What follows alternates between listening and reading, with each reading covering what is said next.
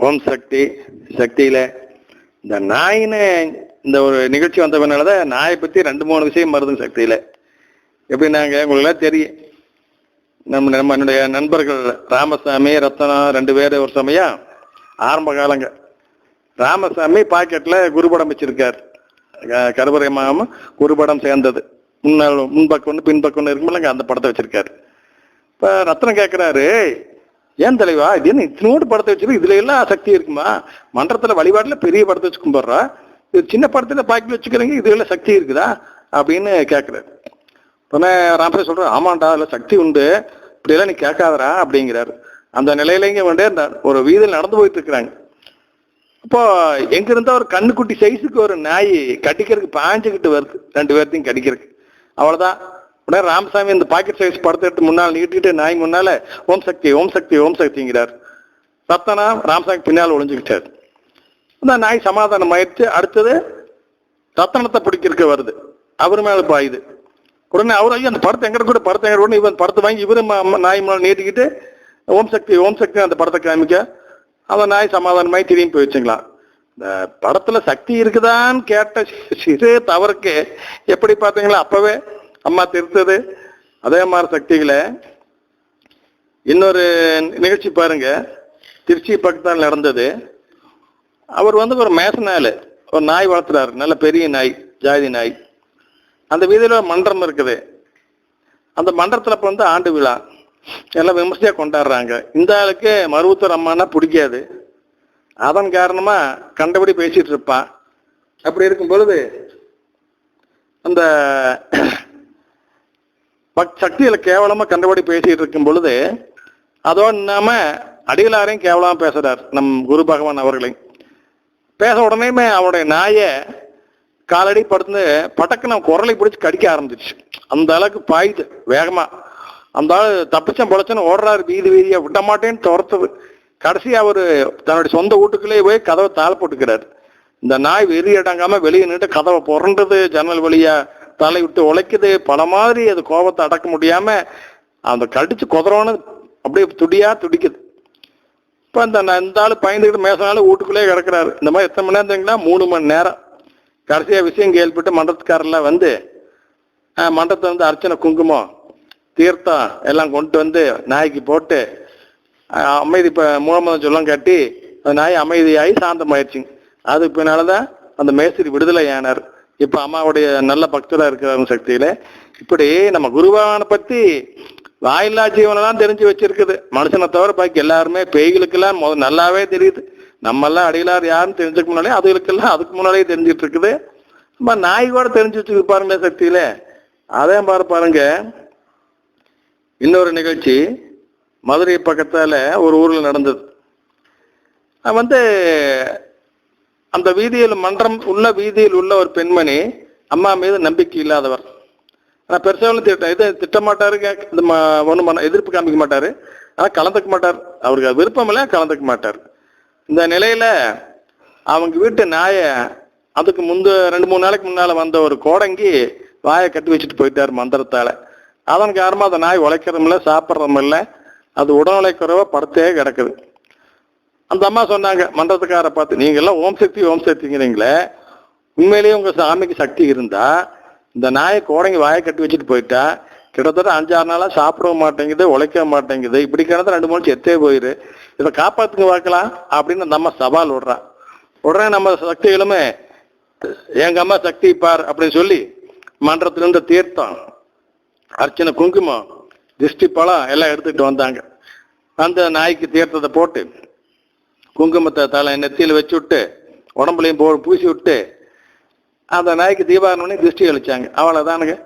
அந்த நாய் உடனே கட்டு விடுதலையான மாதிரி அப்ப எந்திரிச்சு உழைக்க ஆரம்பிச்சிருச்சு, சாப்பிட ஆரம்பிச்சு, எப்பவும் போல நார்மலா இருக்குது. இப்படி பார்த்தீங்களா அம்மா வாயில்லா ஜீவனுக்கும் எப்படி காப்பாத்துறாங்க பாருங்க சக்தியில. அதே மாதிரி பாருங்க மறுபடியும் இன்னொரு சமயம் என்ன நடந்தது அப்படின்னா, அம்மாவுடைய பக்தர் ஒருத்தருங்க அவங்க தியானத்துல கெட்டிக்காரர். அவங்க என்ன பண்ணாங்க, அவங்களுக்கு வேள்வி புக்கு வாங்கணும்னு ஆசை. அம்மா அருளியா வேள்வி முறைகள் அப்படிங்கிற புக் இருக்குது இல்லைங்க, அந்த புக்கை வாங்கி படிக்கணும்னு ஆசை. அவங்க சகோதரியும் அந்த புக்கை கேட்டிருக்கிறாங்க. இப்போ 2 புக்கு வாங்கினான்னு சொல்லி மருவத்தூர் போகிறாங்க. மருவத்தூர் எல்லா வேலையும் முடிச்சுட்டு அந்த புக்கு போய் கேட்கும்பொழுது ஒரு புக்கினுடைய விலை 450 ரூபா. அப்போ அதனால பணத்தை எண்ணி பார்த்தா ஒரு புக்கு தான் வாங்க முடியும், 2 வாங்க முடியாது. எனவே ஒரு புக்கு மட்டும் வாங்கிட்டாங்க. சரி, இன்னொரு புக்கு நம்ம பணம் கிடைக்கிறப்ப வாங்கிக்கலாம்னு சொல்லி விட்டுட்டாங்க. அந்த பெண் கோயம்புத்தூர், அவங்க சொந்த ஊர் கோயம்புத்தூர் தெரிய மாட்டாங்க. கோயம்புத்தூரில் ஏதோ ஒரு வேலையை கடைபீதி போகிறாங்க, டவுனுக்காக. அப்போ அவங்க போகும்பொழுது அந்த 5 கார்னர் ரோடு இருக்குது பாருங்க, அங்கே 5 ரோடு, அந்த இடத்துல அவங்க போக வேண்டிய ஒரு ரோட்டை குறிப்பிட்டு அதில் நடக்க முயற்சி பண்ணும் பொழுது அம்மா அவருக்கு மனசுக்குள்ள இருந்து இந்த ரோட்டில் போகாத, இதுக்கு எதிர் திசையில் ரோட்டில் போ அப்படின்னு சொல்லி சொல்கிறாங்க. அதே மாதிரி அந்த எதிர் திசையில் ரோட்டில் அவங்க திரும்பி நடக்கிறாங்க. கொஞ்சம் தூரம் போனோமே அப்படியே நெல்லு இல்லை லெஃப்ட் சைடு பாரு, ஒரு புஸ்தக கடை இருக்குது பாரு அப்படின்னு, அது மெர்க்குரி புக் ஹவுஸ், அதுக்குள்ளே போன்னு சொல்லி சொல்கிறாங்க. அதுக்குள்ளே போகிறாங்க. போனால் அங்கே முன்னாலேயே முதல் செல்ஃபில் எந்த புஸ்தகம் பணம் இல்லாமல் வேண்டாம்னு சொல்லிட்டு இந்த பொண்ணு வந்தாளா மருவத்தூரில், ஒரு புக்கு மட்டும் போதுன்னு வாங்கிட்டு வந்தாளா, அந்த புஸ்தகம் அங்கே இருக்குது. அதனுடைய விலை ரிடக்ஷன் ரேட் போட்டு வெறும் 80 ரூபாய்க்கு போட்டிருக்கிறாங்க. அதே புக்கு 450 ரூபாய் விலையுள்ள புக்கு அந்த கடையில் வெறும் 80 ரூபாய்க்கு கிடச்சிது. எவனோ வாங்கி அந்த அருமை தெரியாமல் கொண்டு வந்து அங்கே கொடுத்துட்டு போயிட்டான். அவன் கிடைச்ச வரைக்கும் லாபம்னு சொல்லி 80 ரூபாய்க்கு அந்த கடைக்காரனை விற்கிறான். இந்த பொண்ணு சந்தோஷமா அந்த 80 ரூபாய்க்கு கொடுத்து அந்த புக்கை வாங்கிட்டு வந்துருச்சு. சக்தியில எப்படி பார்த்தீங்களா அம்மா கருணை செய்யுதுன்னு? அதே மாதிரி பாருங்க. அடுத்து இன்னொரு பையனுங்க, அவன் அம்மாவை கும்பிடாத ஆளு. அவன் இன்னும் யாரை கும்பிட்றான்னா கால பைரவர் கும்பிட்றான். அடிக்கடி கோயிலுக்கு போவானா? அதெல்லாம் கிடையாது, மனசுக்குள்ள கும்பிட்றான், அவ்வளோதான். கால பைரவரை மனசு நினச்சி கும்பிடுவான். அம்மாவை நம்ப மாட்டான். அவதாரம், ஆம்பளை எப்படி அம்மானு சொல்றது, அப்படி இப்படிங்கிற சர்ச்சையெல்லாம் பேசிக்கிட்டு நம்பாமல் இருந்தானுங்க. இந்த நிலையில அவனுடைய சகோதரி தியானத்தில் கெட்டிக்காரி. இவங்க வீட்டுக்கு வரும்பொழுது பார்த்தா அந்த பையனுக்கு கல்யாணம் ஆயிடுச்சுங்க, ஒரு குழந்தை இருக்குது. ஆனா அந்த வீட்டில் இன்னொரு பெண் நடமாடிட்டு இருக்கிறத அந்த பெண் பார்க்கறான். என்னடா அது இன்னொரு பெண் நடந்துட்டு இருக்காள, எல்லா பக்கம் போற வர, யாரு இது, அவன் மனைவி இல்லை, இன்னொருத்தி யாரு அப்படின்னு பார்க்கும் பொழுது அது ஒரு தீய சக்தி, மோகினி மாதிரி ஒரு தீய சக்தி. ஐயோ இது ஆளை முடிச்சு போடுமே அப்படின்னு அந்த பெண் உடனே சரி இதுக்கு அம்மாட்ட ஏதாச்சும் தீர்வு கேட்பேன்னு சொல்லி அவங்க வீட்டுக்கு போய் அம்மாட்ட வேண்டிக்கிறான். அம்மா, என்னுடைய தம்பி இந்த மாதிரி தீய சக்தியின் பிடியில அகப்பட்டிருக்கிறான், அவன் நீ தான் காப்பாற்றவனு, அவனுக்கு எதிர்காலம் என்ன ஆகுமோன்னு எனக்கு பயமா இருக்குதே அப்படின்னு வேண்டிக்கிட்டு படுத்து தூங்கிட்டான். அன்று இரவு அம்மா கனவுல காமிக்கிறாங்க அவன் என்ன போறான்னு சொல்லி. அவன் மனைவி, அவன் குழந்தைகள் 3 பேரு கார்ல போறாங்க எங்கேயோ. அப்படி கார்ல போயிட்டு இருக்கும் பொழுது அந்த காரானது ரோட்டோரம் உள்ள கிணத்துக்குள்ள தலைக்குப்புறம் விழுந்துருது. கிணத்துடைய தண்ணி இருக்குது, அந்த கிணத்துக்குள்ள விழுந்து 3 பேர் அவுட். அந்த மாதிரி கனவுல காமிக்கிறாங்க. இப்படிதான் நடக்கும்போது வருங்காலத்துல அப்படின்னு. உடனே பதறி அடிச்சு அவங்க அந்த பையனை கம்பல் பண்ணி இழுத்துக்கிட்டு மார்வத்துக்கு கூட்டிகிட்டு வந்தாங்க, அமாவாசை வேவில குச்சி போடுறதுக்கு. அவன் தான் நம்பிக்கை இல்லாதவனே அசால்ட்டா நிற்கிறான். அந்த நிலையில நம்ம குரு பகவான் அவர்கள் வீட்டிலேருந்து காரில் இறங்குறாங்க. அப்போ தெனாவட்டா தான் பார்க்குறான். ஆடு செகண்ட் பாருங்க, இவன் அட்டென்ஷன் பொசிஷன் நிற்கிறான்.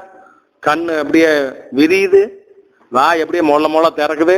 கடைசியில் வாய் ரொம்ப அகலமாக திறந்து விட்டாப்புல பார்த்துட்டு இருக்கிறான். இது அம்மா அவர்கள் 3 வளம் அருள் கொடுத்து போன பின்னால, என்னடா இப்படி சில மாதிரி நிற்கிறையே, எதையை பார்த்து அதிர்ச்சியான மாதிரி என்னடா விஷயம்னு கேட்டு அவன் சொல்றா, நீங்கெல்லாம் என்ன அம்மா அம்மான்னு சொல்றீங்க, அம்மாவெல்லாம் கார்ல இருந்து இறங்கல, சாட்சாத் சிவபெருமான் தான் கார்ல இருந்து இறங்கினார். புலித்தோல், கையில சோளம், கழுத்துல பாம்பு, தலையில அந்த பெரிய முனிவராட்ட கொண்ட சிவபெருமான் தான் இறங்கி போனாரு. ஆலயத்து சிவபெருமான் தான் வலம் போனாரு, நான் கண்ணார பார்த்தேன் அப்படிங்கிறான். எப்படி பாருங்க, ஏன்னா கால பைரவனுடைய பக்த அளவு, அதனால கால பைரவ சிவனுடைய அம்சம். அதனால அம்மாவுக்கு தெரியுமே எவனை எப்படி தட்டுனா உழுவான்னு சொல்லி, அந்த வகையில இங்க அம்மா அவனை அப்படி காட்சி கொடுத்து தற்காத்து கொண்டார்கள். அதுக்கு பின்னால் அவன் பயபக்தியோட இவங்க சொன்னதெல்லாம் செஞ்சான். 3 அமாவாசைக்கு குச்சி போட்டான். அப்புறம் அது 3 முடிச்ச பின்னால பொங்கல் வச்சான். பொங்கல் வச்சு காளிக்கு படைச்சான். எல்லாம் முடிஞ்சது, வீட்டுக்கு போயிட்டான். அப்போ சரி எல்லாம் செஞ்சாச்சு, கண்டிப்பா அம்மா காப்பாத்திடுவாங்க அப்படின்னு இவங்க நம்பிக்கையா எல்லாம் விட்டுட்டாங்க. ஆனா எப்படி காப்பாத்தினாங்க அப்படிங்கிறத அந்த பையனுடைய கனவுலேயே அம்மா காமிக்கிறாங்க சக்தியில. எப்படி காமிக்கிறாங்க அப்படின்னா, அம்மா அவர்கள் அந்த பையனுடைய வீட்டுக்கு வர்றாங்க. அவன் பேர் கண்ணன். வீட்டுக்கு வந்து அவன் பக்கத்தால் நின்னுக்கிறாங்க. நின்னுக்கிட்டு கை காமிக்கிறாங்க, யாரையோ கூட்டிட்டு வான்னு சொல்லி. கை காமிச்ச உடனே 2 பெண் செவ்வாடை சக்திகள் ஒரு தலையில்லாத முண்டத்தை பிடித்து இழுத்து வருகின்றார்கள். அதான் அவனை பிடிச்சிருக்கிற மோகினி, தீய சக்தி. அந்த தீய சக்தி திமிரிக்கிட்டே வருது, பலவிதமான அட்டகாசங்கள் பண்ணிட்டு திமிரிட்டு வருது. இந்த 2 சக்தியும் அதை பிடிச்சி இழுத்துட்டு வர்றதுக்கு படாத பாடு வர்றாங்க. ஒரு வழி இழுத்து கொண்டு வந்து அம்மா பக்கத்தால நிக்க வச்ச உடனேயுமே ஓம் சக்தி